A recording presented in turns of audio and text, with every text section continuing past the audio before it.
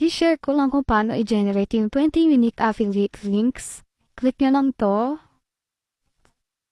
Tapos mapupunta kayo dito and click nyo lang yung go. Tapos, kung napunta ka sa Discover page, pili lang kayo ng items na gusto nyo. For example, ito.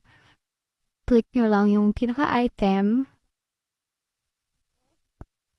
Then, click itong arrow up na to. Tapos, makikita nyo yung share link, yung arrow na pa kanan. Click nyo yun. Tapos, i-copy yung link. And then, i-click nyo naman itong basket na katabi ng arrow, na share arrow. Then, makita nyo yung manage page. Tapos, i-click nyo yung 3 dots dito sa taas. Then, add products. Tapos, add product URL. Ipapaste nyo lang dito yung link. And kapag ganito na, enter a valid URL, delete nyo lang yung words before yung HTTPS. Or pwede naman kung hindi pa rin kagana, delete nyo rin yung HTTPS as i-type nyo lang.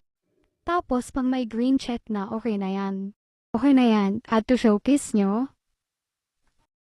And then, that's it. Sana makatulong.